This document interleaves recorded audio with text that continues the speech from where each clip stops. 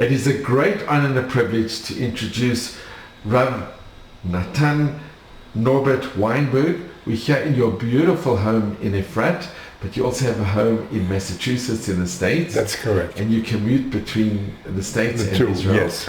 But Rav, you were actually born in Germany in 1931. That's correct. I was born in a place called Bad Nauheim, which was a resort for people with heart conditions. My father was a heart specialist in that town, and and we lived there for the first few years of my life. Bad Nauheim, Germany, near Frankfurt am Main. And Rav, can you tell us a little bit about your grandparents and great-grandparents?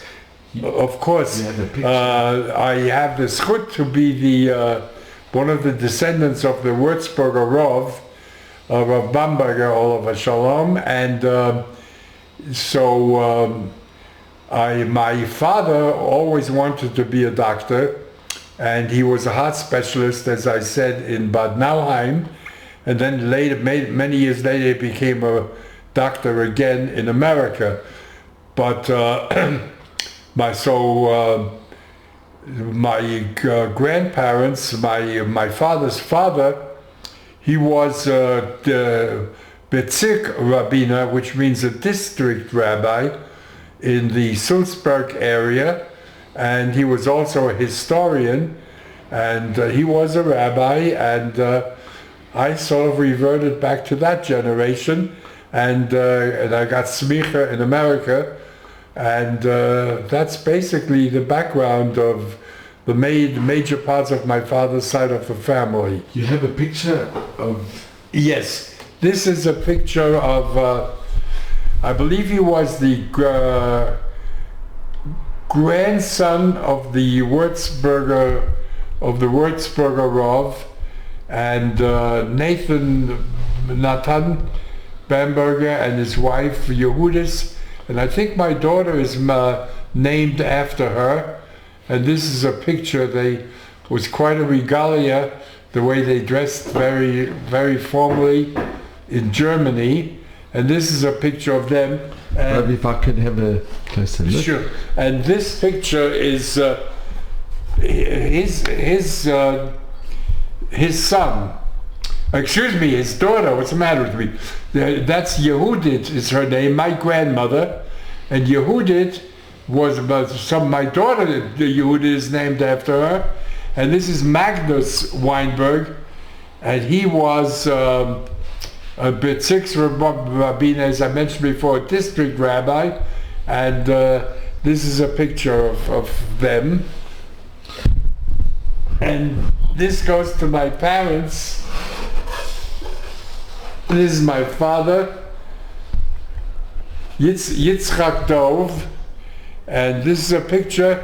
Notice the old telephone that they still used in those days, and that's when after leaving Germany, he became a doctor again in America, and this is his wife, my mother, Keter Weinberg, and this is my mother, Shalom, Keter Weinberg.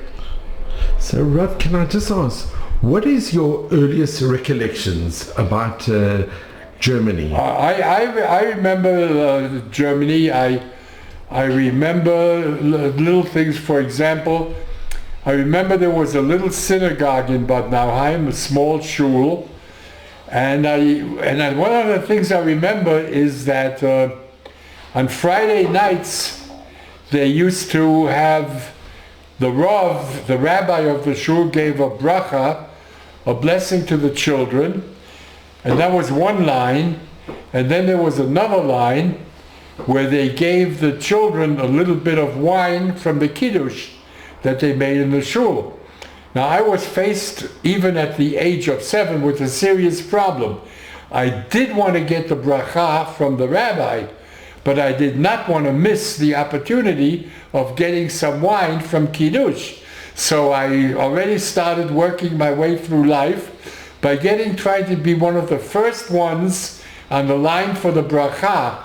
And the minute I got the bracha, I ran over to the other line and still made it in time to get some wine for Kiddush. So that was one of the memories I have. I also remember the scenery there. There were like waterfalls, and it was a place for people who had difficulties with heart difficulties, and they took mineral baths there. And that's even a name, Bad Nauheim, Bad meaning bath. And my father was a heart specialist there, as I mentioned, and I had an older brother and a younger sister, and we lived there for a while, but then I was too young to know all the details, but we left for Frankfurt am Main, because that's, I am sure that my father's license was revoked, his being Jewish. This was already in the 1927s, so that's already when the seriousness of the anti-Semitism, the danger to the Jewish people in Germany had begun already. And do you know where your father studied, where he got his degree? There were German universities, I remember that. I don't know exactly which German institution he got it from.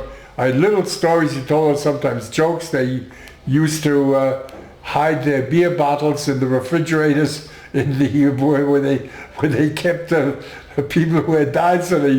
But it was cold, so they used to hide beer bottles there and stuff. Little stories he used to tell, just jokes and things like that. But he got his all his degrees in Germany. But then, of course, with the Nazis, they were revoked. And then later, in the time when the Nazis were really failing, they tried to get even the Jewish doctors back.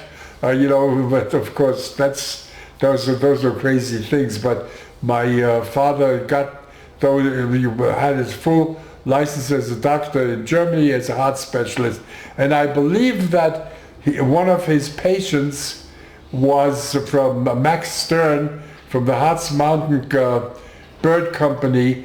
He was the man who got us out of Germany, and I believe I think he was a patient of my father's, and that really saved the life of all our family. And Rob, your extended family, do you remember grandparents or uncles and aunts? Yes, I remember, not well, but I do remember that. I remember my grandfather.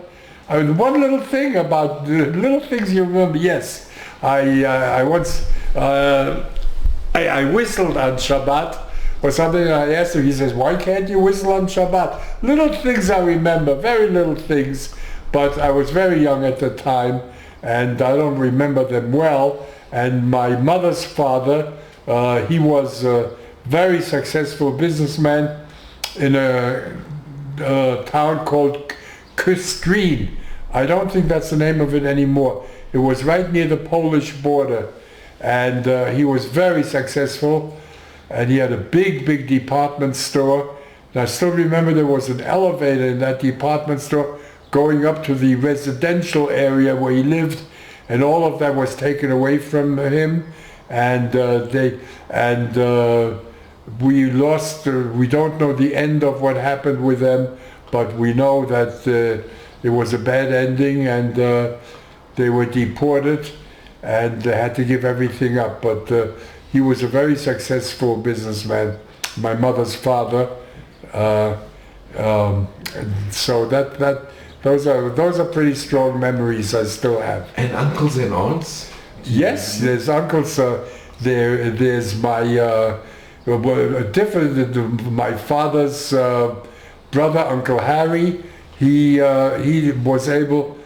was in a concentration camp too, and he ended up in England and lived there for the rest of his life even after the war. Then there was my aunt, I remember, came to America, and one of my uncles was killed by the Nazis. He was a very great mathematician, really a top of the line, and they were trying to get him out of Germany, but he was on a train going to a concentration camp, and near Brussels, Belgium, he jumped off the train and he was shot, he was killed, and he was buried there. So these memories I still have of quite a few of people in my family. Stories came to us, so we learned about them, very bad things, and some got out, but many did not. And Rob, what do you remember about your school? Not much in Germany. I don't remember much in Germany at all. I was much too young. I remember on the November 10th, 1938, there was after Kristalnacht, when the Germans, they broke the glasses of all the Jewish people, smashed them. That's what was called Kristalnacht. So we were all right then, but I remember the next day my father was arrested and taken to a concentration camp. I remember that in detail. We went, the morning of November 10th, my brother and I went to a yeshiva that we went to, a school. My brother said it was closed. The yeshiva was closed, so we went to my uncle's, who was a teacher there. Do you remember the name of the yeshiva? I think, no. I know in Frankfurt it was Shimshon for Hirsch. That I remember. I'm not sure if but now it was the same one. No, excuse me, this was Frankfurt, yes. Shimshon for Hirsch. Must have been that yeshiva. And so my brother and I were taken by my father in a taxi cab back home, and a little while later there was that knock on the door, and there were two Gestapo in plain clothing uniform, and my mother gave a scream, and one of them was nasty, "Was schreit die? What is this yelling?" And the other one was nicer. He said, "It'll be all right, just for a few days my father should pack a little bag and come with them." And that's when he had to leave with them. For 6 weeks he was in Buchenwald in a concentration camp. 6 weeks. And do you remember being alone with your mother without your father? My mother, she was fantastic, because that's when she really worked very hard and got a visa for my father. And at that time, Jewish people who were in a concentration camp, if they had a visa to leave Germany, they were still allowed to leave Germany. So my mother, through Max Stern of the Harz Mountain Food Company, got a visa for my father, and on the 6th candle of Hanukkah, my father was, his name was called out, that he was able to leave the concentration camp, and he came home, and very shortly after that we left Germany, and we flew to England. So Rav, can I just ask you, please, when your father came back after the 6 weeks, do you remember that encounter? I remember the encounter. The first he said to please prepare a bath, because I think he must have been filthy from his experience there. He had to borrow a coin from someone to be able to call us. He had no money. He had to report, I think, like twice to the police, and he did not talk too much about his experiences at all. For a little bit, I'm sure with my mother more, but he didn't say too much to us. All the Jewish people, they couldn't talk much about their experiences of what happened in the concentration camps, but later they started talking. But at first it was too horrible to even talk about. But when your father came back home after the 6 weeks, right, you and your brother and sister must have been, of course, so happy. Yeah, there's no question. It was unbelievable. I mean, that it happened. How many people didn't get out? But because of the fact that we were able, my mother was able to get a visa for them, they were able to get out of the concentration camp. So you have a lovely picture of you in April the 25th, 1938, and this is when you were at school. When I started school, right. And you have a bag carrying candies. It's called a Tüte. That's a German word for a bag like that. And it was filled with candy. It was like a big thing for a child going to school. But my time there was very short-lived because we left Germany as soon after that. Was it a Jewish school that you went to? Yes, I believe it was the yeshiva. Yes. It's just going to show such a wonderful picture. And do you remember that day, or do you remember going to the school? Not much, not too much like that, not too much. I remember some of the wild experiences, the traumatic experiences more. But going to school, you know, that was all the children did that. And when you went to Frankfurt, when you left your town, do you remember leaving your town when you went to Frankfurt? Not so much about the move itself.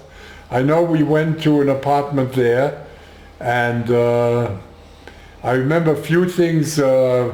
My mother once went shopping there, and when she went to pay the bill, I guess we looked Jewish, I don't know if we were yarmulke or what, but the woman, the sales lady said, "Ich bediene nicht Juden."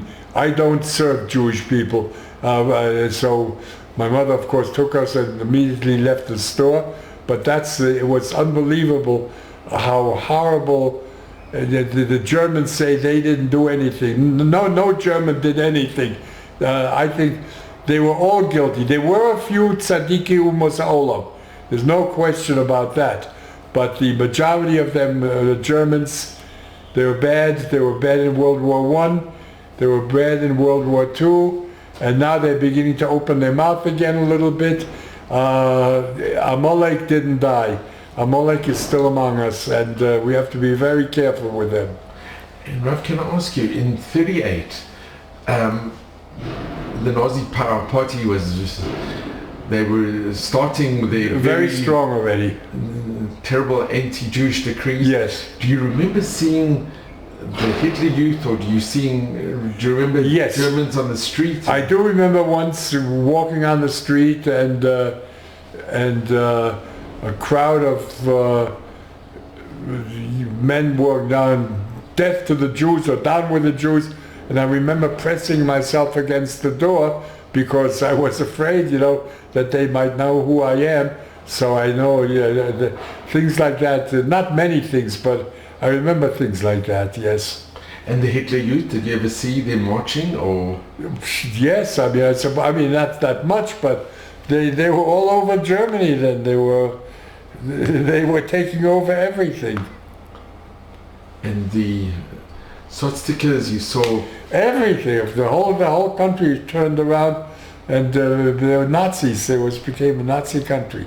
And do you remember the signs saying "Jews forbidden" or "No Jews allowed"? All over. Yes, I don't remember too. I was a little boy yet, but it was all over. Absolutely, definitely so.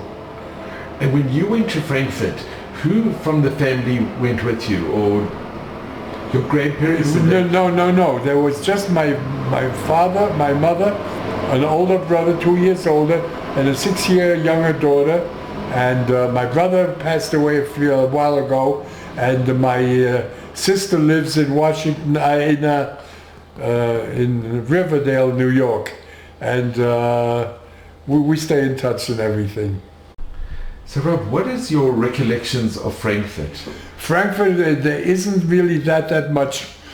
I know that we played, sometimes, I remember, this isn't funny, we even played like a little bit Nazi, and my mother got all upset. "What, are you crazy?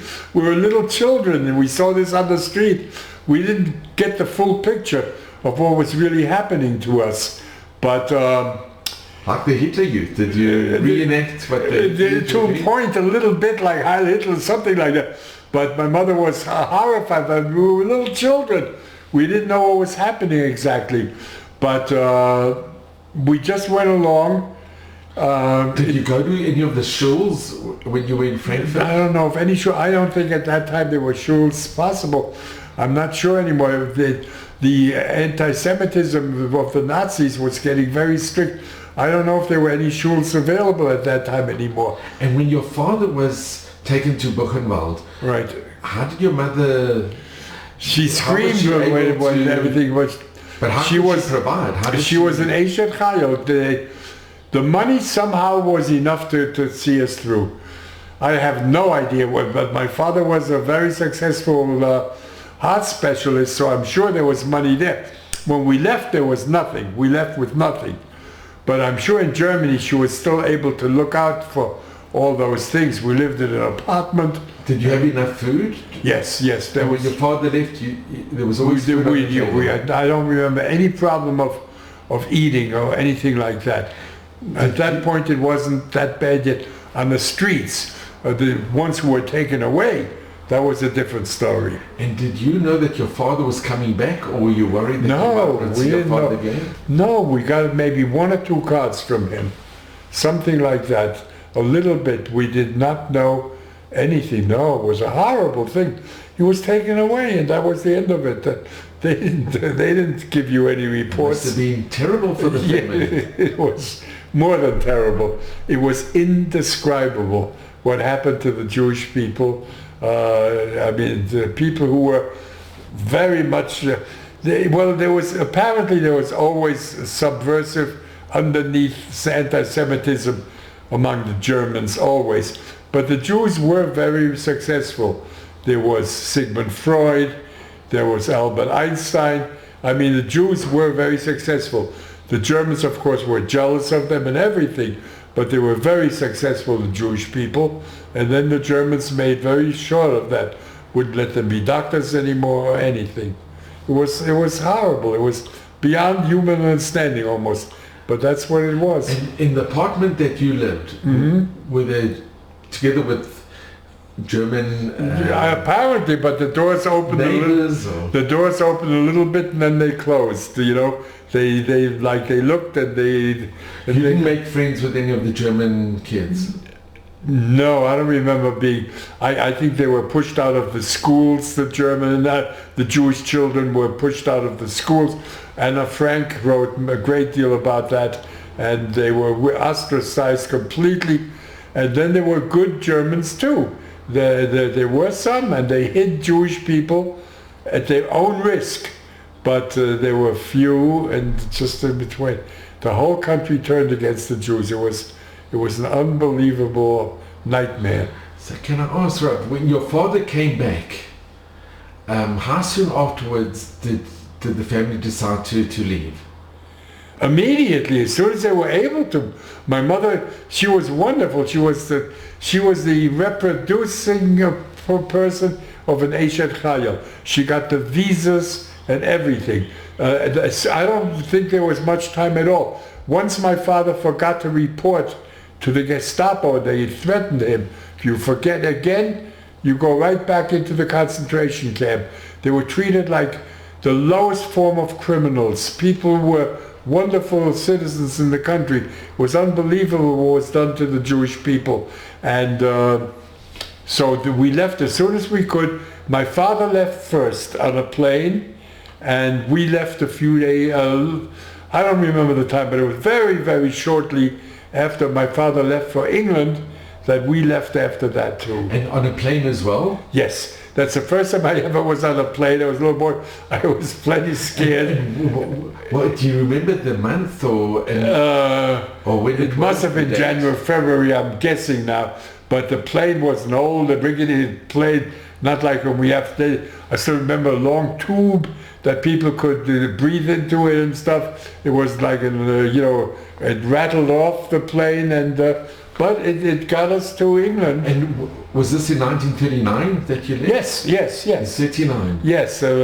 Shortly after my father got out of the concentration camp, he left for England, and then and my brother stayed behind in Germany with my mother's father and sister. And this is something I don't know how this happened, but they only let a certain amount out, so it was a question. The decisions that parents had to make are unbelievable. To either stay there and everybody dies, or get my brother, who was promised to go out on a children's transport shortly after. So that was quite a decision my parents had to make. I was too young to suffer through it with them.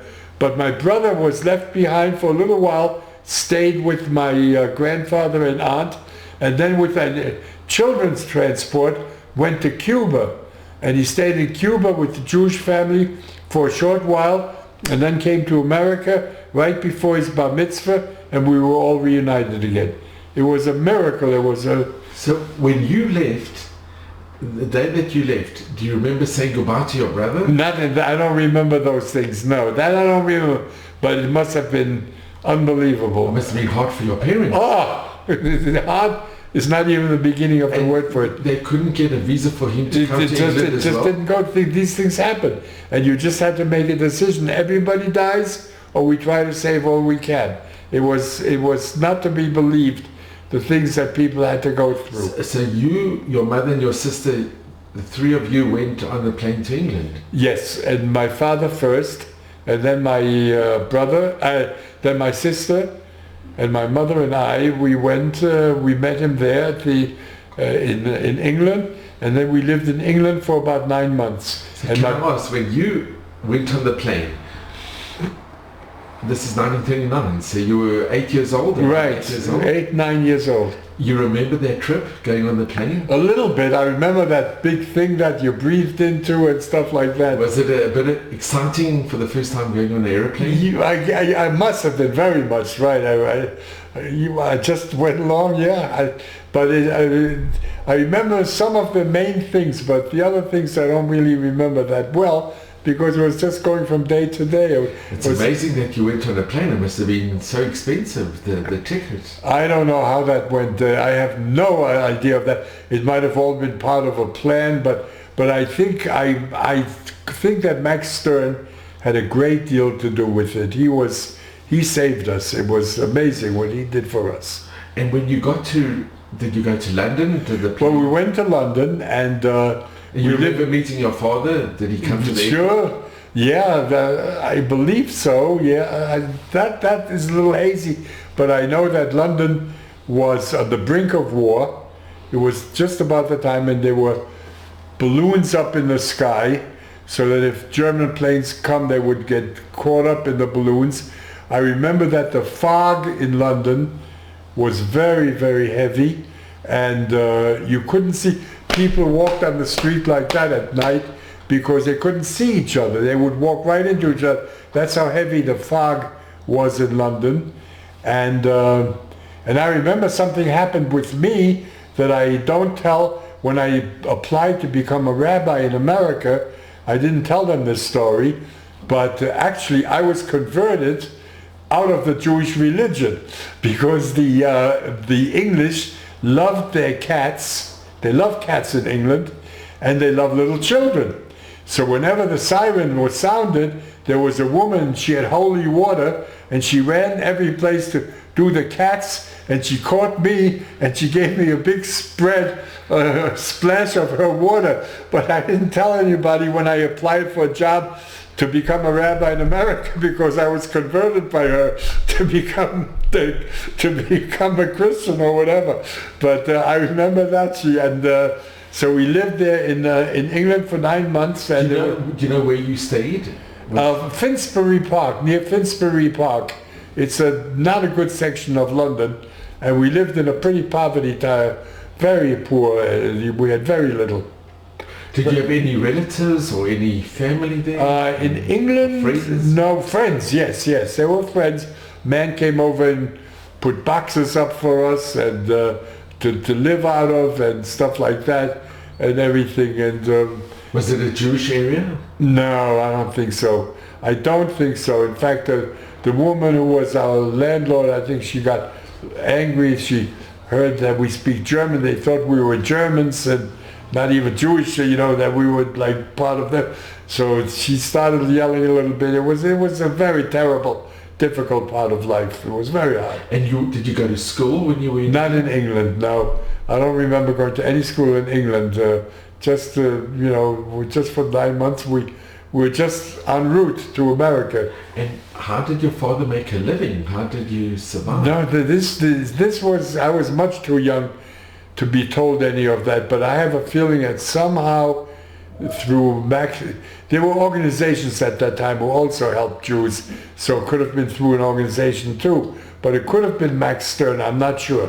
But we managed to get through. And at home you spoke German? Yes, at that time we still, because that's the only language that we spoke. And Yiddish? German didn't speak Yiddish. That was more of the Eastern European. In Germany, they spoke, German. Did you start learning English? Oh, sure. I picked that up pretty fast. Pretty fast. When I went to school in America, it didn't take me long. But in London, you didn't go to school? No, I don't remember any school as such, no. Because we were in transit. We were just moving right along to get out. We may have already had the tickets for the boats. I don't know. I was too young to know those details. Did you feel in England preparations for the war? You knew the war was going to be coming? Oh, sure there were. There were balloons, as I said, in the sky. There were sirens. There were air raids. England was getting ready for war immediately. Very, very close. It was getting ready for war. War was imminent with Germany. You have here an immigrant card permitting to enter the United States. And this is in April the 17th, 1940. It's amazing that your parents were able to organize. Oh, they were wonderful. I mean, I think my mother was really unbelievable. She's the one who did it. She got everything together and she got us out. My mother was really excellent at that. And your time that you spent in London, what other recollections do you have or memories of that Very time? little, just that we lived there and we stayed around. I remember I used to have to clean up at night. I took care sometimes we had mouse traps, which is a horrible thing, and I had the job of taking care of that. And very little. I mean, it was just moving along. There weren't many very earth-shaking things that happened to us there. We were just going from day to day. Did you know what was happening with your brother? I don't know. I was too young to. I know everybody was trying to get information as much as they could. It must have been so incredibly difficult for your parents. That's an understatement. There's no question. But that's the kind of life it was. You just have to save as many as you could. It was live or die at that time. It was a terrible experience. Do you know who organized his Kindertransport that went to Cuba? I don't know the details of that, but I know it was well organized and they got right into Cuba. It's amazing that he didn't go on the Kindertransport that went to England. No, for some reason that one, there's others who went to Cuba too, but they met Jewish people there. My brother and my brother claims he spit at the German just as it was leaving Germany, and that he caught him yet. But he was a tough guy, my brother, and he was talking about Cuba, all the things there. He was telling us all the stories. It was a good reunion. We got right together again, and And during this time, did you receive any letters, or how did you communicate? No. I don't know the details, but I don't think so. I think there was a black period there for a while, and then the connection was made again, somehow. When your parents eventually got the papers and the permission to enter the States, what do you remember about leaving England and going to America? England we never got too deeply emotionally involved in England. It was just transit for us. But we went on a plane, on a boat. We came by boat, and there was even a scare on the boat once, but that there were German U-boats because it was very close to the war. But it ended up, I think, being a big fish. It wasn't a U-boat, and and then when we got to America, we landed. Then we're at Ellis Island. Do you remember the name of the boat that you went on? I think we have a SS something, but not really. I don't remember it, but I think we have some record of it. And when did you go? Do you know the date roughly when you left England? No, I would say it's about. Well, I think I have papers when I came into America, I may have that in my files, but So in April the 17th, 1940, this is your immigration card. Oh, that would be it, yes. That's the card, yes, that's it. That's what I was referring to. And when you reached, well, first of all, the trip, do you remember going on the boat? The trip? A little bit I remember on the boat, and there was that scare, but not too much otherwise. No, we just, everything was so new and everything, you know, it was just, I was a little boy. Were there other refugees on that boat? Oh yes, I remember I remember pushing one boy, and we got in trouble with each other, and like that, but not too much on the boat. But when we got into America, we were right into Pesach. I remember that. It was. And can I just ask, Rob, on the boat, did you manage to have kosher food? Or how did you... Do you remember what you ate on the boat? Or? No, I was too young for that. I don't remember that, no. That's an interesting question. But I don't think we were given any big things in those days. You just live or die. And there was no, you know, it was a very rough time.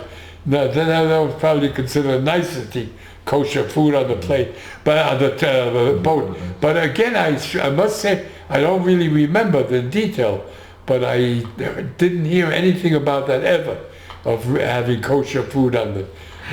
and can I ask, when you saw Ellis, when you came to New York and you saw the skyline and that was to Ellis Island, was it an exciting... I would say that was quite exciting to be coming into America and everything. It really was. And we were right away taken to... How long did you stay in Ellis Island? Oh, I think just a day or two. I don't even know if we stayed overnight. We were taken to a hotel. It was Pesach. Yeah, I still remember it was Pesach. And the reason I remember is when we went to the hotel, they came to me from the hotel and they wanted to know if I would do the 4 questions, the Abba Kushiot. So I was a little boy. Well, what are you supposed to do? So they say, how is this night differentiated from all other nights? I said, how is it? What? I'm not doing it. I still remember that. They wanted me to do the 4 questions, but somebody took care of us. I know Max Stern was the major party, but there might have been other organizations who saw us through. Because right when we came to America, we right away came to a hotel. Now, how does that happen? And that hotel was in New York? Yeah, I believe that was New York, right. Someplace there. And how long did you stay there? Just a little while, and then we went to a place called Richmond Hill, which was near Kew Gardens. These are all places, well-known places in America, and that's where we went, and that's where my father started studying for his exams again, his medical exams. And at this time, your brother was he still in Cuba? Or? Yeah, the whole time, for a while, quite a while yet. When did he come to the States? He came right before his bar mitzvah. It was a year or two later, I don't remember exactly what time. And then for a little while we didn't know about his whereabouts. I remember that.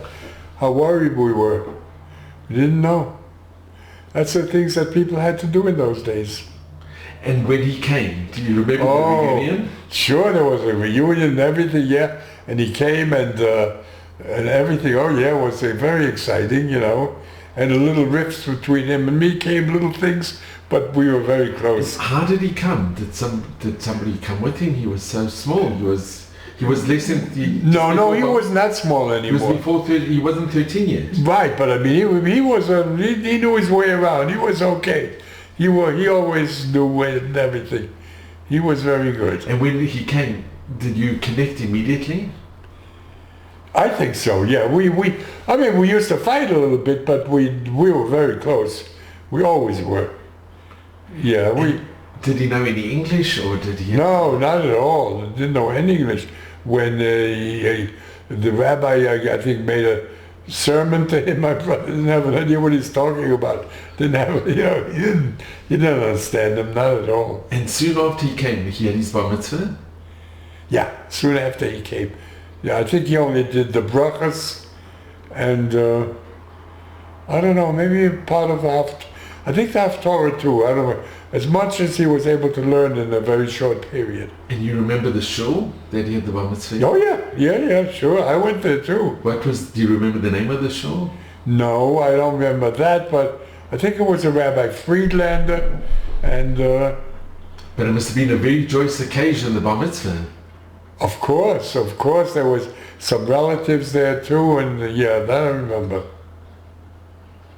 And for how many years did you stay there in 3-4 years, while my father was taking his examinations.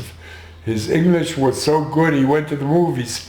He took me to the movies to learn how to speak, and he didn't even have to take a written English exam, but then the other exams, he had to take the same as the medical students in... So Rob, when you were in Richmond Hill, do you remember going to public school? I remember starting in public school, and it was very difficult because I picked the English language up very, very quickly. But at first, of course, I didn't understand anything. But then it came very quickly, and I almost had no accent at all. Once I had a teacher, a language teacher, and he told me, you come from Germany or something. He caught a little accent in my English, but I was young enough not that my brother had more of an accent because he was 2 years older, but I was practically without an accent. I was able to get through okay. And were there any other Jewish children in the school? Yes, but I was the only immigrant in my area. A lot of German Jews went to a place called, I forgot the name of it. It was Washington Heights. Washington Heights, thank you. Washington Heights. And where we lived, Yonkers, New York, which is very close by where my father became the doctor, it was within very short traveling distance, so we were exposed to it, the Washington Heights. And at the public school, did you get on well with the other children, Right, there wasn't, I don't think they came too close with me. Some of the Jewish children, I remember, drifted toward me, and I worked my way into it. But there was one guy, I still remember his name, Seneca. Interesting, it's an Indian name, and he wasn't Jewish, but he befriended me a great deal, and we were very friendly with each other. And his parents asked me about America, how I like it, why I came, and this and that. So I had good experiences. And did you ever have any anti-Jewish experiences? As such, I didn't know. I didn't run into any personal things like that. Not at that time. No, I was lucky, I guess. I didn't run into any things like that. At that stage when I went to school. Did any of the kids ask you what it was like to be a refugee or coming from Germany? A little bit here and there, but I mean, at that age. But with the boys and the school that you went to. This one, Seneca, we became very friendly, and we still remember at that point going down the street with him yelling, "We want Roosevelt! We want Roosevelt!" I even got sucked into American politics. But I just drifted into the school. I don't remember any bad experiences being a refugee or anything like that. And did you become part of playing sports? Not too much, I don't think so. I never went into sport. I love chess. That ended up being my game, my sport. So I didn't play so much sports. But I remember we were taking to the gym, and it comes, the things that come back, we threw a ball into the basketball, and I was able to do it just the way you're supposed to, and the teacher just said, "No, you come over here and throw it," and I got it in. And they said, "See, that's how you're supposed to do it." So I guess I had some athletic, abilities, I don't know. But I just went right in with everybody else, and I just grew up. And schoolwork you could do quite well? You could... I got into it, yeah, I passed it all. And then, as I say, first year high school, which wasn't too long after that, I started going to yeshiva. And which yeshiva did you go to? I went for 1 year to Shimshon Raphael Hirsch Yeshiva. That was like a building. And then I switched to Yeshiva University, which they thought it was terrible because they thought they were too left-wing. Yeshiva University. Shimshon Raphael Hirsch didn't like them, that yeshiva. They thought they were like, Jews, how they are. This is the shul I don't daven.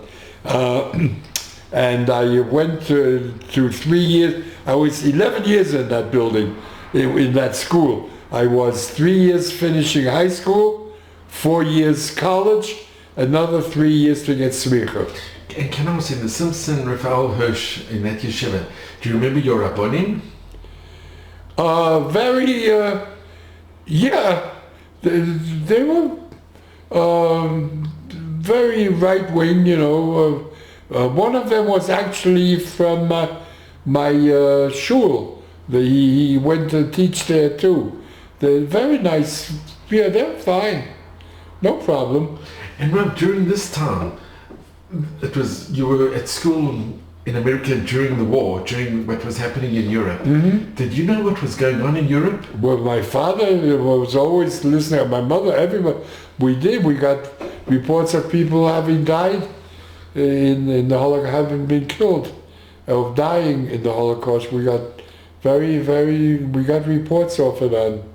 Very terrible ones. And when did your family know about, like, the grandparents that... One I still remember before Purim. My father was, really crying, and it was hard to say Kaddish. It was very hard for him. And we got reports that my grandfather and grandmother died in that place. I forgot the name of it, where there are a lot of Jewish people. In Auschwitz? No, the Germans used it as a show place for Jewish people. Theresienstadt? Theresienstadt, that's it, yes, thank you. That's it, yeah. And they died there, and we got reports. Reports did come through off and on, yes. But did you know growing up during that time, what the terrible things that were happening? Yes, I was old enough to know that, yes.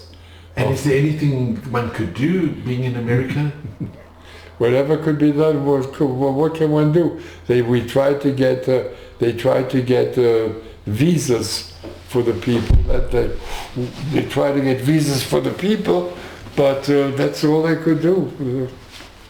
Do you remember the famous march that the Rabbonim did in Washington? Right, I remember. I've got few memories of that, but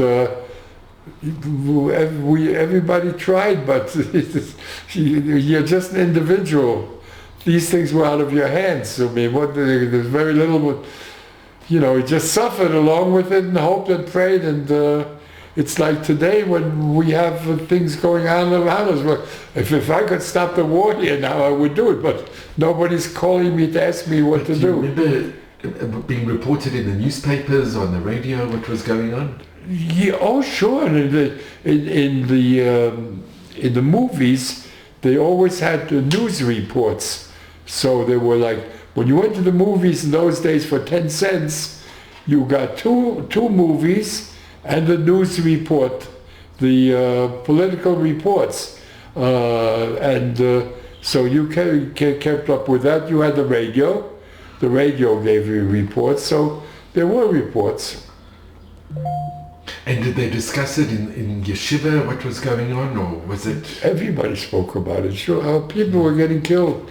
The Nazis were at their helm at that time. Of course, it was terrible. Terrible times. it's today. We have hostages we talk about them all day. Yeah, and there we are. A third of our people were being killed by Nazis. Horrible people, and that's the way it was. And where you were staying, were the other German refugees did your parents, were they friends, were they friendly with the other refugees, or? Well, in Washington Heights, there were quite a few, like us, Kissinger's, for example. They were in Washington Heights, and that's very close to where we were. So we did have a lot of, discussions with them, and knew them. Although we didn't know the Kissingers that well, but I know there was some of my relatives did know them well. The Kissingers, and they were there. They were living there. And did you have any other friends that were also refugees from Germany? Trying to remember relatives, and no, I don't think so many at that point, because Yonkers was not right in Washington Heights, so it was a little bit away. But I mean, we bumped into people all the time. And when you went to Yeshiva University, how old were you? Well, I was starting high school, so might have been about 17 or so. So, Rabbi, I want to ask you, what do you remember about your bar mitzvah? Oh, I remember my bar mitzvah. First of all, excuse me, my father taught me, my Sedra was Vayishlach, and he taught me the whole thing, and he taught it to me exactly. And I remember little things. The week after is Vayeshev, and I was part of a junior congregation. The young people made a shul for themselves, and they just read a little piece of the Torah. So the rabbi asked me to read. I said I wasn't prepared. So he says, "Oh, don't worry, I'll just read it. I'll do it with you." And I did a terrible job, And my father heard on the door, and he gave it to me. He said, "Don't you ever want to do that again? You don't read the Torah if you're not prepared. You have to be prepared." And he was angry. So I said, "Okay, I'm never going to do that again." I didn't want to do it, but this rabbi pushed me. He kept after me to do it. But he taught it to me letter perfect, the Sedra, Vayishlach. And we had a little dinner in where I live, and there was little kiddush after the shul, and it was a regular, nice bar mitzvah. It was, was wonderful. It was, it was the full bar mitzvah, the way it comes. They're nice. And Rabbi, when you went to Samson Raphael to the yeshiva, were you happy in the yeshiva when you were there? Yeah, it was a broken down house. Was this in Washington Heights? In Washington Heights, and it wasn't really that much. I had a friend, Arnold Feldman, who went to yeshiva, and I wanted to be at Yeshiva University, but they didn't like it at all. They don't consider Yeshiva University to be a frum enough place. But I went there. They weren't happy about it, but I went, and then I started integrating there, and I liked being there. It was very nice. I liked it. And who were your rabbonim at Yeshiva University? Oh, there were many. There were quite a few. Rabbi Soloveitchik was not my rabbinical rabbi, although I attended some of his lectures, and we also went Saturday night. He used to give shiurim, and people went. It was packed. Came from all over to hear him, and I had other Rabbeim, very nice people, and we learned a great deal from them. And you had quite a few boys in your class? Oh, sure, yeah, right. Were they mainly all American boys, or were they also refugees? There was a cross-section, everybody. I just remember, I don't remember any refugees, but that might be my short memory. I'm sure there were. It was, incoming from Europe. It was a time when people came to America. But you were happy at Yeshiva University? Yeah, I liked it very much. It was a nice school, and I kept an association with them, and it was very nice. And what made you decide to go into the rabbinate, to become... That's very interesting. I'm not sure. I just my father was a doctor. He went away from it, but my grandfather was a rabbi, and I sort of liked it. I liked the idea. Right along, I stayed with it, and I'm not sorry I did. Everybody says don't become a rabbi to Mitchell. I don't say that at all. To be a rabbi, it's a very nice thing. You can do a lot of good things, and in America, it's a different being a rabbi. Here in Israel, a rabbi, it's not a full-time job. You can't make a living being a rabbi in Israel, but in America, it's a full-time job. You're like you take care of all the parts of the synagogue, the meetings, and everything. It's a whole thing. And what did your brother do? My brother went into the travel thing. He became a travel agent, and he took people to Israel, and that was very nice. And you joined him a few times? I was, once I went on one of his tours, and it was very nice. But your parents must have been very happy when you got your smicha? Oh, sure. I'm sure of it, yeah. And I was, who did you get smicha from? Who ordained? There were three. I have a picture of my smicha I have a big smicha there. My smicha is right on the wall in the room, if you want to take a look at it.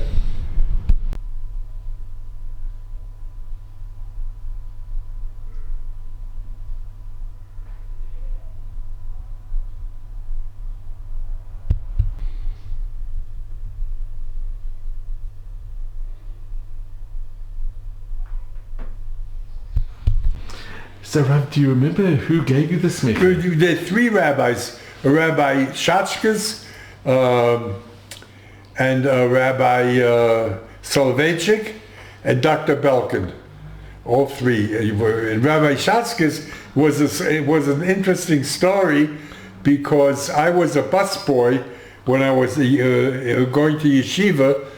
So this Rabbi Shachkas, a great Talmid Chacham, and an older man, and I was his busboy.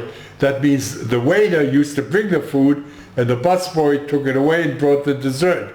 So Rabbi Shachkas saw that I was a yeshiva boy, so he only would drink wine which I brought him. If somebody else would bring wine, he wouldn't take, only me. And then he liked me, and he spoke with me, and we became a little bit friendly. So once he went to a movie, and outside in the hotel showed a movie. He didn't know what a movie was, so I was sitting next to him. So he asked me, "What's this das? What's this das?" So it was a man with a beard, he like a hermit. So I told him, "Das is a nausea." Oh, a nausea. You know, that's something. So then finally we were very good friends, and he liked me. He only wanted me for everything. My mistake was when I came in for my smicha b'china, I was scared. I was petrified. And he was one of the three dayanim to do. And I should have identified myself to him. And I think he would have been very friendly to see me again. But I was too scared. I just sat there. And to this day, I regret that. That I didn't say to him, Rav Shachkas, "Je gedenkt wer ich bin?" You know, ich bin Nosson Tite, and I was giving you the wine. It would have made my exam much easier, I'm sure. But I didn't do it, so that I regret that. And do you remember the other rabbonim that you had at Rabbi Belkin, Rabbi Soloveitchik had very little to do with me. He was above all this. But Rabbi Belkin got me involved right away because my synagogue donated a library to the yeshiva. So this made Dr. Belkin very busy to make me the middleman to make sure that they donated. So I got right into the rabbinic things. I got pulled right into the stuff that had to be done. And did you take courses in Jewish history? Well, along my way to get my bachelor's degree, I took quite a few courses like that, yes. Do you remember Lewin? Remember what? Lewin? Urine? Lewin, yes, that rings a bell. He was a professor there. Yes, Lewin. And his son's Nate Lewin, the very well-known late Nate Lewin. Oh, yes, right. His father was he was one of the very instrumental in teaching Jewish history at Yeshiva. Right. Yes, Lewin. Yes, sure. That was a well-known name, I'm sure, yeah. But you were happy at Yeshiva University? Oh, yes, I liked it. It was all right.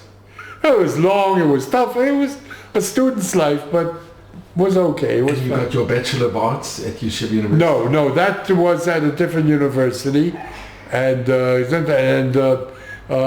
took that as an off course. And you went to Newport as well? Newport, Rhode Island? Yeah, I visited there. But any courses, any degrees? Or? No. We went there. Newport was... So, Rav, this is a picture of your graduation from Yeshiva College in 1953. Right. And then soon between your graduation at Yeshiva College and your rabbinical ordination, which you got in 1957, you got married in between. Right. Then I had four daughters I got from that marriage. And where did you get married? In which? New York City. Were you married in a shul? No, it was a hall. And do you remember who the rabbonim were at your? Was just a second cousin, a Rabbi Bamberger.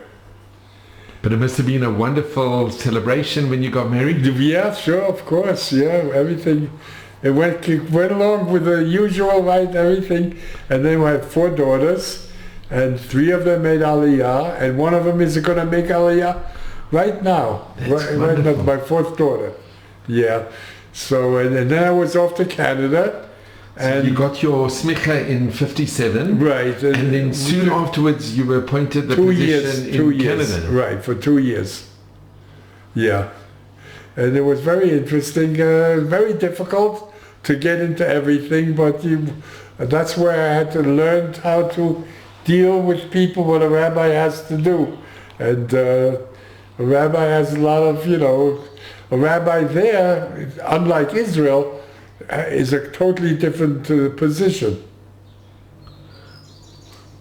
A rabbi has a much more different job in Canada, chutz la'aretz. In Israel, you take a shul, you do a little something, but that's not a full-time job of a rabbi in Israel. But this was a full-time job? Oh, all the jobs these jobs in America are all full-time. And the community in Canada, were they very welcoming when you came? Yes, very much so. I had a Mr. Pollock. He was my teacher, so to speak. He was a very rich man, and he's the one who sort of helped me, get involved in how to be a rabbi and all that. There's a lot to learn. Being a rabbi in those countries, you have to be a psychologist too. You're really the head of the whole community. Do you remember the name of the shul that you first... No, I think it slipped my mind. It's not a shul anymore now, but they had a mikveh there even, and they had to do everything on their own. And there was a chazan? I had a chazan too, yes, and there. And as I say, they even had a mikveh in the shul because they had nothing there. Only what they did. It was a very small community. It was tiny. The French Canadians were Roman Catholics. That was 99%. Protestants were very few. And so I still remember a young lady was going to get married, and I explained to her what a mikveh is. And she was very cooperative. So I said, well, let me show you. I'll take you down there and show you what it looks like. And then, next week you'll come. So I went inside with her, and they were going to have a program that night. So I still remember they had the cameras and everything. And she said, oh, you mean they take a movie of me too when I go to the mikveh? I said, no, this is for a different occasion. Those are the little things you get into. Did they have a cheder where you had to teach? Oh, sure, they had a Hebrew school there. The Cantor did most of the teaching with his wife. They had, that's all they had a Hebrew school. And you would give shiurim, you'd give sermons? Would give a Shabbat sermon, and there was also an ecumenical movement there, where the Christian community took an interest, so you had to speak for the Jewish community. And you were there for 2 years? Yeah, it was not something I wanted to stay at. It was very far removed from everything, my family and everything. But after that I came closer to Massachusetts, where I spent most of the rest of my rabbinical life. And in Massachusetts, which shore did you... I went in a place called New Bedford for 8 years, and then Fall River for about 30 years. And then we were also a little bit in Rhode Island. I did part-time jobs after that. I went like for the weekend jobs, not full-time anymore. So Rabbi, you have a very illustrious career. Oh no, just achad. And you've met amazing rabbonim and amazing people along the way. Can I ask, did you ever meet with Moshe Feinstein or any of the Gedolim? I was exposed to most of them. They gave shiurim, but Rabbi Moshe Feinstein, I personally didn't have need to have any she'elot from him. Otherwise, he was very open. I could have easily, but I just didn't have the need for it. But I heard them, all the great rabbis speaking and everything. And Rabbi Kotler, you remember Rabbi Kotler? Rav Kotler, right. That was more the yeshiva. He was involved with the yeshiva, which I wasn't involved with. Right. It wasn't a rabbinical thing, but I know of him, of course. And Rob, you met with the chief rabbi of the British Empire, Emmanuel Jacobi. Oh, I had quite a time with him. He arrived to America, and for some reason he visited my community, and I was the one who showed him all of New England.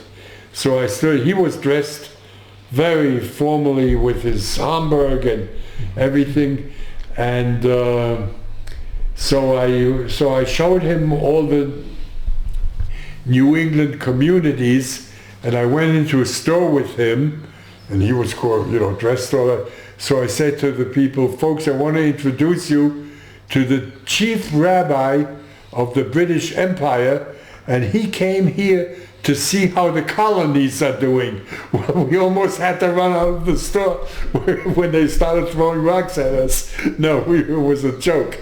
I introduced him that he came to see how the colonies are doing. Because these were the colonies before America, became,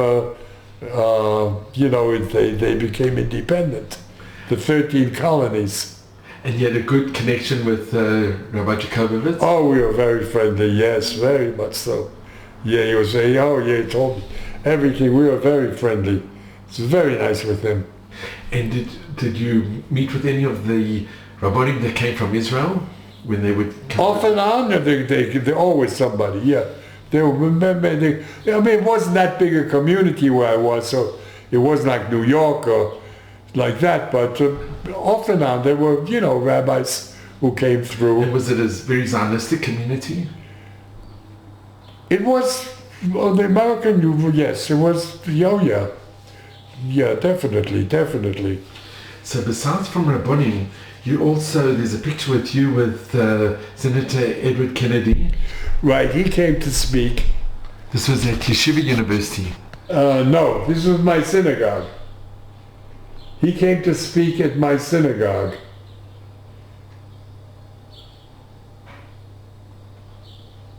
And he came for the dedication of a new wing of the Vatican and I still remember congregation in Bedford. New Bedford, right. Yeah. So I remember when he came, he went someplace, I don't know, to take a walk, and two of these real tough guys came, well, where's the senator? You know where he is? So I said, no, he just went over there.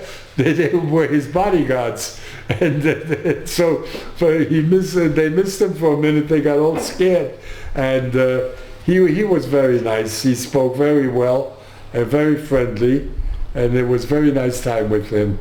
It was very nice.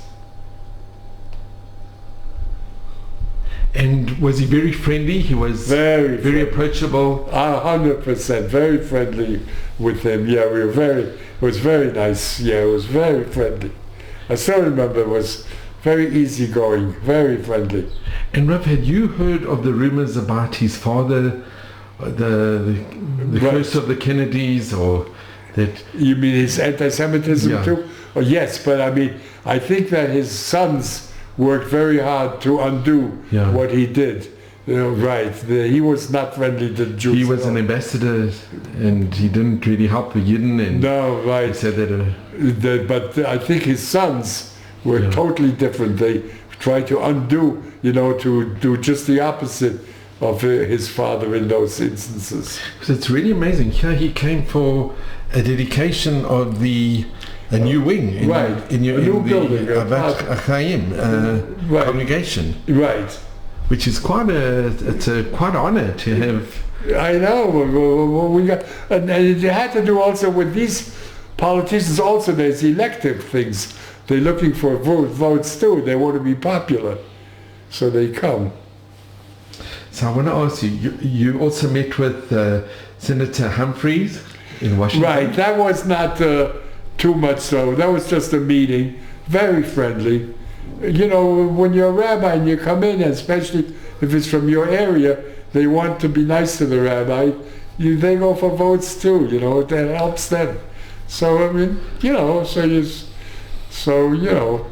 make friends with them. But they said that you opened a session of Congress. Yes, they asked me to do that. So I gave the prayer to open Congress. That was a very nice thing. That was really nice. I enjoyed that very much. I even have the text of my of what I said there. Right, that's there. And this is in the congressional report. Right. They keep a copy of that. You had a prayer. That's wonderful. It was nice, yeah. And it was very well received? I would think so, right. It was nice, yeah, it was very nice. And she sponsored me, that lady. She was the senator. Congressman Margaret Heckler. Margaret Heckler, right.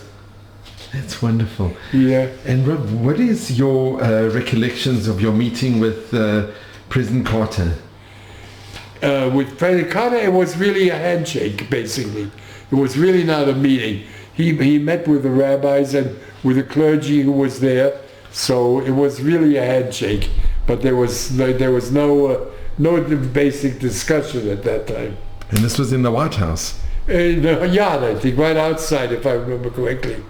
We met with him. It was outside, yeah. So those are the things that that I did.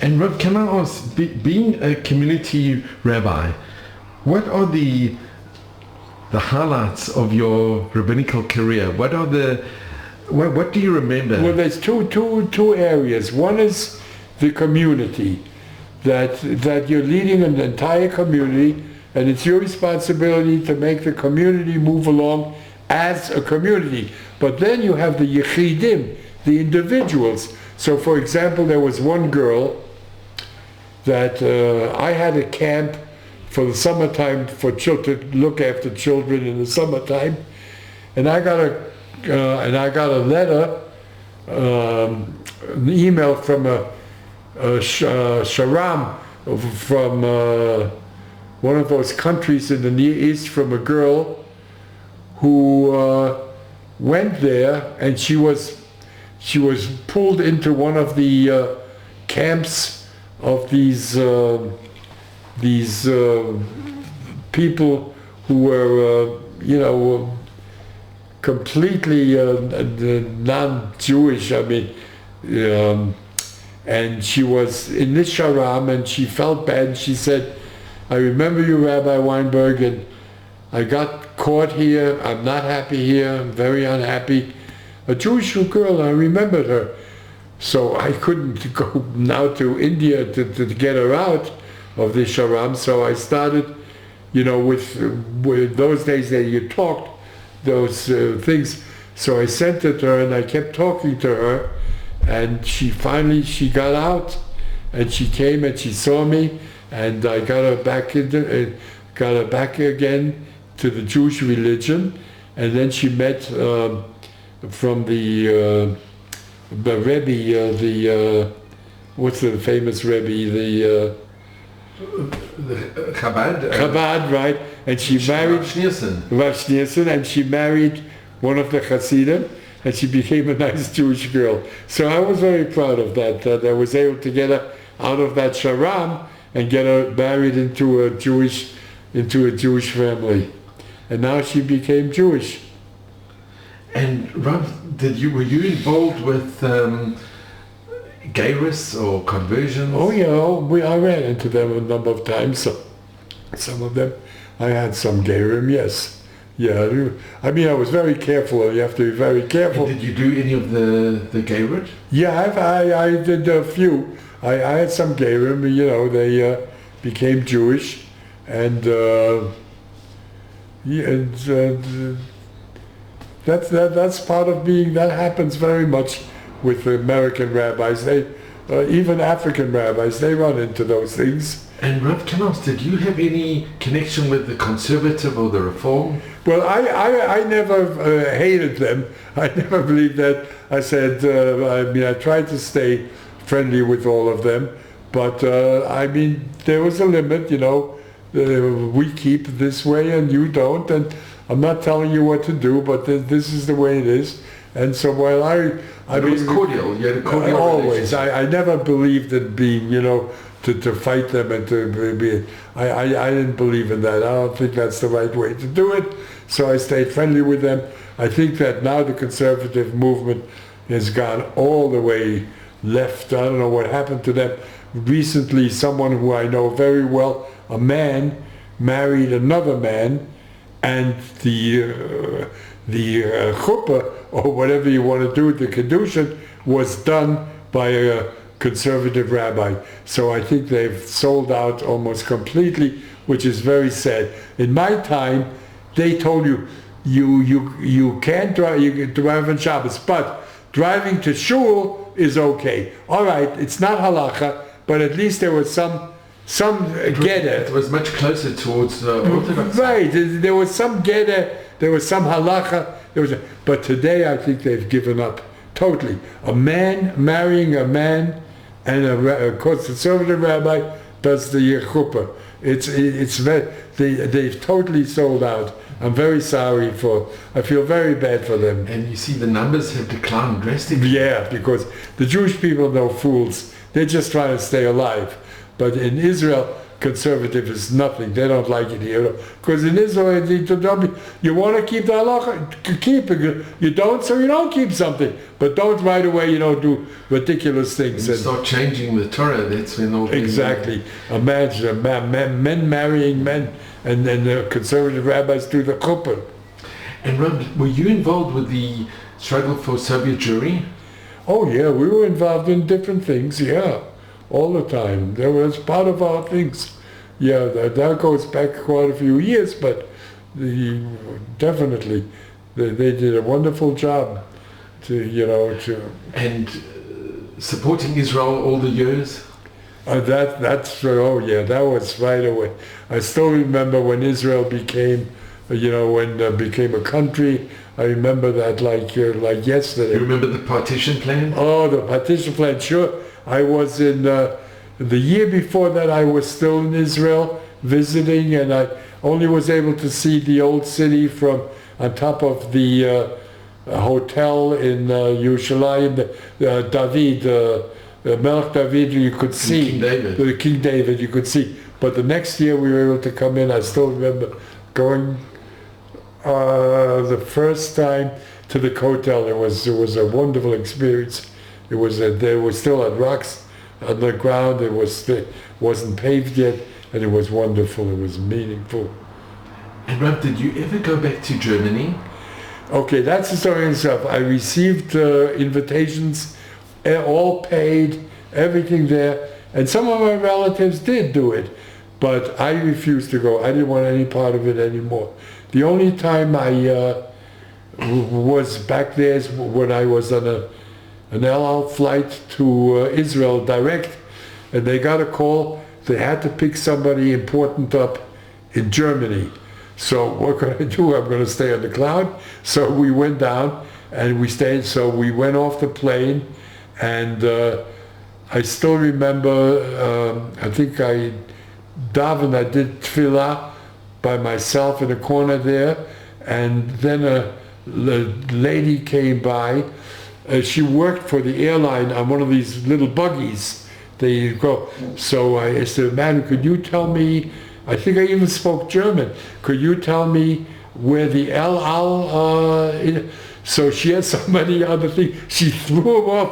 "Please come in," and she threw somebody out, and she took me there. She couldn't do enough for me. So I said, "My father was a guest of yours for 6 weeks at Buchla, but I wouldn't." But I wasn't mean to her. She was so nice to me. She couldn't do enough for me. Because many Germans today are horrified what their parents and grandparents did. There are Germans living in Israel. So she was one of those, I think. She was a very nice lady. Still remember her. So that's the story. And Rav, what message do you give to the future generations? I think the very best. I think the best. I think the best is yet to come. I think we're going in a nice direction. We're having problems, but I look upon them as Chevlei Mashiach. That there are difficulties coming, but we're overcoming. I think we're going in the right direction, and I just hope that Israel has to get stronger and stronger. We have to. The two things we have to do. We have to strengthen our Yahadut, and we have to see that Israel never depends on anybody else. Nobody, ourselves, and we have to grow stronger. Right? Yeah, that's what I mean. But not on anybody else. Not as much as they are. Even today with Trump, he's our friend, but they're worried. He's this and this and this. We have to depend on ourselves. That's the important thing. And Rav, coming to Israel, it was always a Shechayanu. It's that you spent part of the year here, part of the year in America, but you have a very close connection to Israel. We can't compare. I mean, when I'm in Israel, I say, "How long can I stay here?" And when I'm in America, it's when can I get to Israel? Israel is the central part of my life. There's no question. So Rav, I just want to thank you. It's been such a tremendous honor and a privilege to be with you. Wow. I'm so grateful, Rav. And when my niece Tanya, when she met Yair, and I met Yair for the first time, and right. You see he is so inspiring. Yair and Tanya as a couple, they are incredible. They are incredible. So I know where Yair gets it from. I'm very close with Yair. But he's really touched the lives of so many of his students. Yes. And he is incredibly inspirational. He's a wonderful person. And so energetic and so just amazing. And he's loved by all his Talmidim. And he gets it from his Zayda and his parents. I put on his talis cotton when he was a little boy. Yeah. So it's been such an honor and a privilege. That goes likewise to meet you. I'm so glad I met you. And it's really been, I'm so grateful to you. I hope we'll be friends for the future. Bezrat Hashem. Okay. And if you could give us all a bracha, Rav. Okay.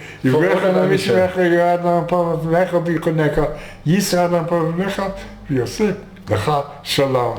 Amen. Rav, thank you so much.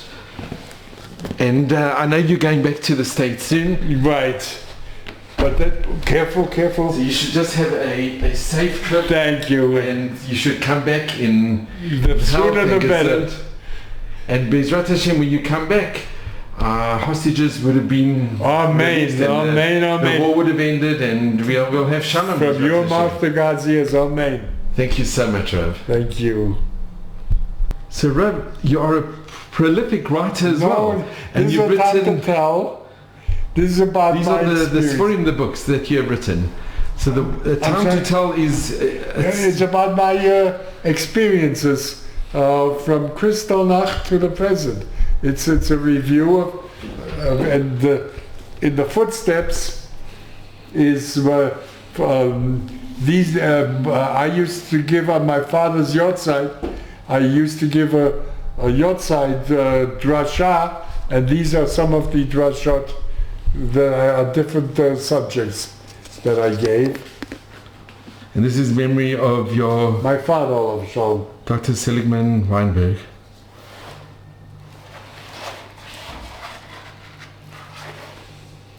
And this is the Essential Torah.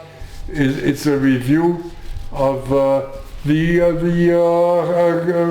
Pashiot, of the sections of the Torah. It's a review of each weekly Torah portion. The Sebra. Yeah. A time to share. These are little things in which I accumulated. You know, everybody has their little sayings and stuff, so I have mine too. As is this. That's the same. This is the same. Different times that I put it out, different inyanim, different subjects. And my grandchildren always like the jokes I have for them, so they made me write a little book about the jokes so they could share my jokes with them. And I also wrote a few short stories about the Kotel. A few short stories about the Kotel. And Rav, can you relate some of the jokes, one or two of the jokes?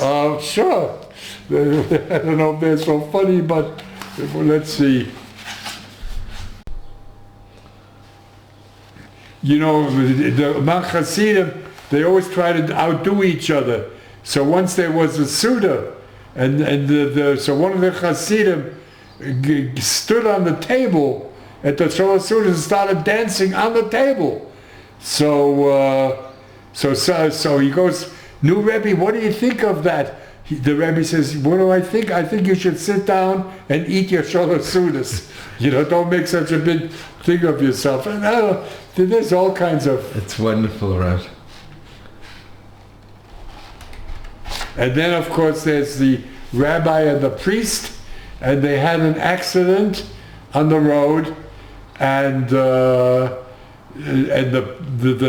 rabbi went right into the back of the priest's car. So the priest said, "Well, we'll have to call the police."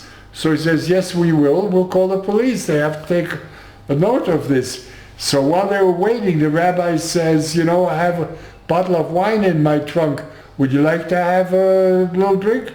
The priest says, "Oh, I'd love it." So he gives him a big glass of wine, but the rabbi doesn't take it. So then the priest says, "Don't you want some?" Says, "No, I'll wait till the police get here." He was the drunk one. Oh, my little jokes Right, like that. thank you so much. And at the back of the book, you have such a lovely picture with you and Oh, yeah. That was half of my family. The other half was angry that they didn't get in the picture. but you have also a lovely picture here as That's well. yeah, that was taken a while ago. And now Ken and Hora, the family has grown. Oh boy, you have wouldn't fit into that picture. Oh, Rav, thank you so much. So you're going to write this up? So Rav, you had a special... I was in Yechidut with the boss, with the Lubavitcher Rebbe. Lubavitcher Rebbe also. Right. What is, I have a cousin, he's not with us anymore, Bjorn Bamberger, and the two of us wanted to visit with the Rebbe. I always had I lived near him for a while, I visited near him, and I always had an attraction for him. So I asked if I could make an appointment, and they made an appointment for me. So my cousin and I went to see him, and we went there, and they allowed us at a certain point to go in. And the Rebbe was at the beginning of his being the Rebbe, pretty close at the beginning. He was very friendly. He stood up when we came in. I mean, imagine. And he asked us what language we would like to speak it. I think we spoke in Yiddish. So the Rebbe says, so no, what do you want to talk about? So I was just becoming a rabbi, and I was a little discouraged. So I said, you know, Rebbe, it's very interesting. I tell people I teach them Shabbat, they should keep Shabbos, and then they come home, and Friday night, the parents put on the lights, and it's a regular night for them, and it's very discouraging. And I tell them to eat kosher, and they go out to the stores and they buy what they want. So the Rebbe says, I want to tell you a story. And incidentally, nobody ever heard the story from the Rebbe except me. They're the only ones that I heard it. The Rebbe said to me, there was once a man who was sentenced to be killed by a Bezdin for sins he had committed. Now imagine such a thing to happen. How many people would that happen to? That he had to be warned not to commit the Avera, and didn't listen to Adam, and then he went and did it anyway. And this man then was sentenced to be killed by the Bezdin. Now this man, who was rejected this way, wanted a glass of water before he was killed. And the halacha is, the Rebbe said, that he has to say shehakol midvaro for that glass of water the same way as a child who is about to start life. And you're asking me about teaching this child that the child isn't doing something? Forget about what the child is or isn't doing. You teach the child, that's your responsibility, and forget about what happens after that. And that was such a push for me that it led me right through my whole life as a rabbi. And he's the one who taught me that, and it was a beautiful meeting that I had with him, and it made a great deal of difference in my life. It's very, very, very It's really amazing what he told us. Yeah, it was really very nice. It was a wonderful meeting that I had. It was a big zchus that I was able to do that. Thank you so much. Oh, not at all. But that was quite a meeting with the Rebbe. I really enjoyed that. It was a wonderful time. So, Rabbi, in that story, we don't know if it really we don't know if it happened. really happened, but the Rebbe wanted to make a point. It could have been a mashal. It could have been You don't worry about a little child, what it's going to do or not going to do. You have to teach the child. That's all you have to do. Don't worry about the results. That's not your concern. You do what you have to do. That's our mission in life. We have to carry out what our mission is. The rest is not up to us. And that's the point I think the Rebbe wanted to make.